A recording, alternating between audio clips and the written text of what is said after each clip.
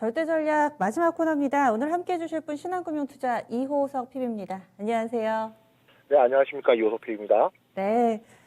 저희 프로그램 외에도 다른 코너에서도 이렇게 개별주들 모멘텀 보고 추천해 주셔서 목표가 도달하고 이런 활약들 많이 보고 있습니다. 시장 전체적으로는 어떻게 읽고 계신지 이 시간에 좀 들어볼게요. 오늘 장 한마디 어떻게 잡아주셨어요? 네, 현실이 깜깜해도 시장은 항상 대안이 있다입니다. 네, 이렇게 잡으신 이유 좀 더 설명해 주세요. 네, 우선 최근에 시장에서 가장 악재로 좀 평가받는 것이 우크라이나와 러시아 간의 이제 위기 고조인데요.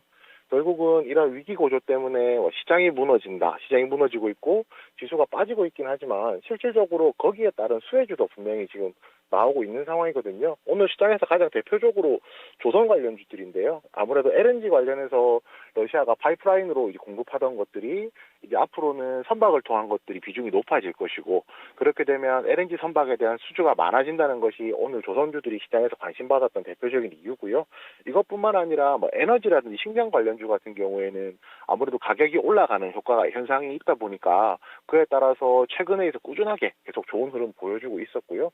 또 이제 천연가스에 너무 이제 의존하는 그 에너지 소비 구조를 조금 바꾸기 위해서 EU에서는 이제 에너지 대책안을 강구하기 위해서 신재생에너지, 그 중에서도 특히 풍력이 오늘 시장에서 부각을 많이 받게 되었는데요. 이런 대안들이 있다는 것은 결국에는 시장이 당장 힘들어 보이긴 하지만 이런 대안주 위주로 좀 대응을 한다라고 하면 충분히 대응할 수 있는 여지가 아직도 남아 있다. 뭐 이렇게 말씀드릴 수 있겠습니다. 오늘 조선주들의 움직임을 보면서 하나 궁금했던 점이 다들 뭐 기사는 보셨을 테니까요. 지정학적 리스크에 조금은 좀 부차적인 수혜다. 결국엔 이 얘기인데 시장이 보여준 이 의식의 흐름, 그에 따른 주가의 반응, 이것이 합리적이라고 보세요?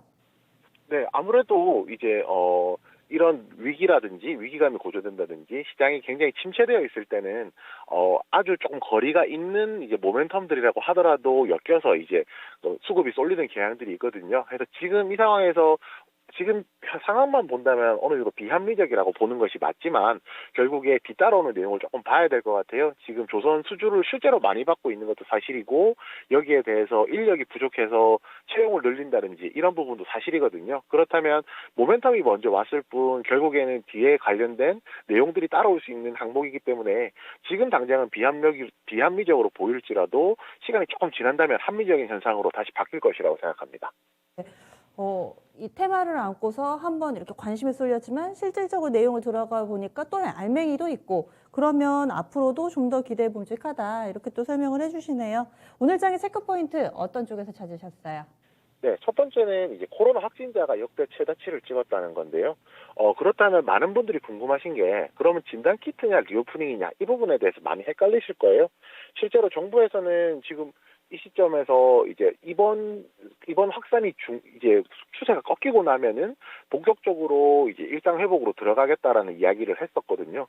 그렇다면 저희가 평가할 수 있는 것은 당장 확진자가 늘어나고 있기 때문에 수급이 쏠려 있는 그 진단키트 관련주에 당연히 관심을 가져야 되지만요. 장기적으로 봤을 때는 아무래도 이제 이 모멘텀이 끝난다라고 하면 리오프닝이 시장에서 부각받을 것이기 때문에 단기적인 투자는 진단키트, 장기적인 투자는 리오프닝 이렇게 관점을 맞추시는 것이 낫고요. 그 다음에 방금 저희가 충분히 대화를 나눈 내용인데 우크라이나 사태 반사 이익으로 조선업종들이 수혜를 볼까 하는 내용인데요. 이것은 앞에서 말씀드렸으니까 짧게 하면 모멘텀은 맞고요. 이제 모멘텀 뒤따라오는 내용들도 있기 때문에 지금부터 어느 정도 이제 바닥을 탈출하는 그런 모양이 될 것이라고 생각하고 있습니다. 그리고 프론티어가 오늘 신규 상장했는데요. 생각보다는 나쁘지 않은 흐름 보여주었습니다.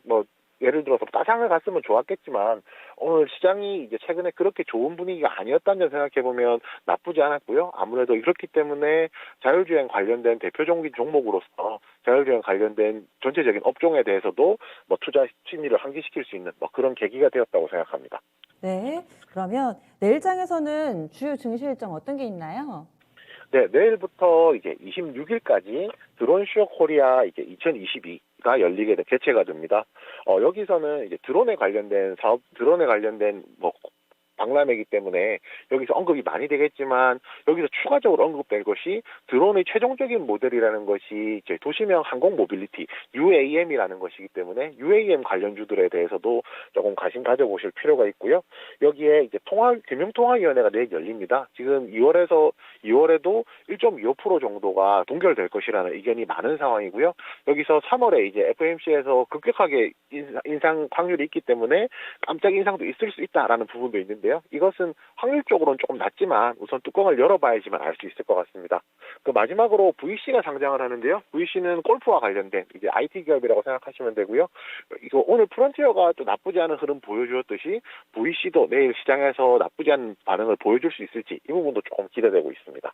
아, VC. 그런데 이 청약 당시 경쟁률은 차이가 일단은 조금 나기는 합니다. 과연 내일장 어떨지 보자 얘기를 해주셨는데요. 일정 점검까지 해봤습니다. 내일장에서 주목해봐야 될 점 체크 포인트로 정리해 주세요. 네, 첫 번째는 이제 드론쇼에서 UAM 관련주들이 관심을 이끌 수 있을까에 대한 내용입니다. 제가 앞에서도 말씀드렸지만은 UAM이라는 것이 결국은 드론의 최종적인 모델이라는 점, 그리고 이 산업에 있어서 가장 큰 문제가 있다라고 하면 뭐 현대차라든지 현아솔루션, 이런 카카오 같은 대기업들이 이제 투자를 하고 있음에도 불구하고 이 UAM이란 사업 자체, 아이템 자체는 성장주의 성격을 띠고 있기 때문에 아무래도 이제 이 괴리감이 조금 난다는 건데요. 아마 이런 부분은 중소형주가 움직임으로써 조금 대응을 할 수 있을 것이라고 생각하고 있습니다. 대표적으로는 베셀이라든지 네온테크 같은 종목들이 있을 거고요. 그리고 조선업종과 관련해서 오늘 이제 시세가 나오는 것들이 턴어라운드의 본격 시작일까라는 내용인데요. 이것도 이제 비슷한 흐름에서 말씀드려야 될 것 같아요. 우선 이제 모멘텀이 생겼고 그에 따라서 수급이 쏠리기 시작했기 때문에 지금부터는 수주 잔고라든지 실적이라든지 이런 부분에 대한 검토가 들어갈 겁니다.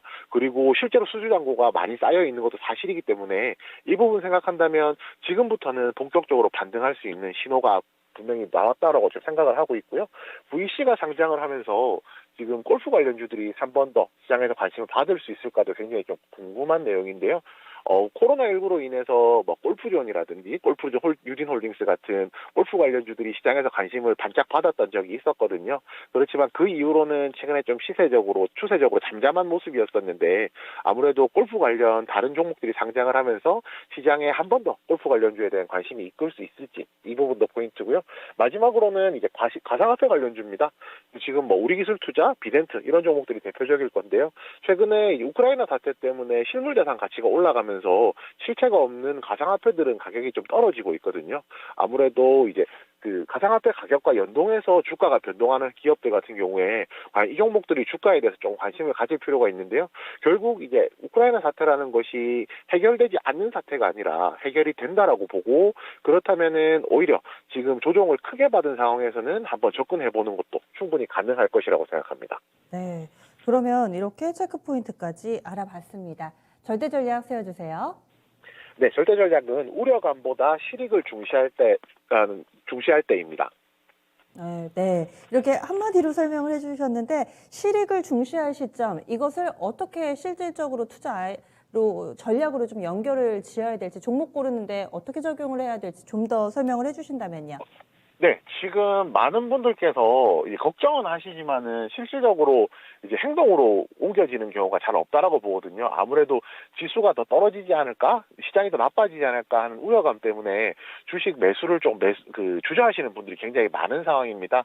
오히려 그렇지만 지금 시장에서는 우려감보다는 이러한 우크라이나 사태로 인해서 아까 앞에서 말씀드렸던 뭐 조선주, 에너지, 식량, 그다음에 풍력이라든지 이런 쪽으로 이 우려감을 다시 한번 더 실익으로 바꿀 수 있는 종목들이 시장에 분명히 존재를 하거든요.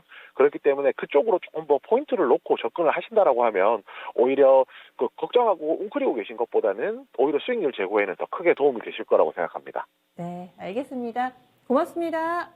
네, 감사합니다. 네, 시장 분위기 막막해 보이지만은 그 가운데서도 여기저기서 이렇게 빛이 들어오고 있고요. 그 빛을 따라가다 보면은 또 대안이 마련이 되면서 수익을 낼 수 있는 전략 세울 수 있을 것이다. 답답하시다고 시장을 너무 멀게만 보지 않으셨으면 하는 바람입니다. 이 시간에 또 이호섭 PB 여러 가지 투자 아이디어 함께 좀 제시를 해주셨으니까요. 실전 대응하시는데 참고해 주시고요. 종목 고민은 이어지는 진짜 쉬운 진단 시간에 해결해 드립니다. 오늘은 최택규 전문가, 최현주 전문가 이 두 분이 함께합니다. 평상시에도 상당히 좀 좀 충분히 있으시더라고요. 두 분의 케미 좀 확인을 하시면서 또 종목에 대한 이야기들 드런드런 많이 나눠보시기 바라겠습니다.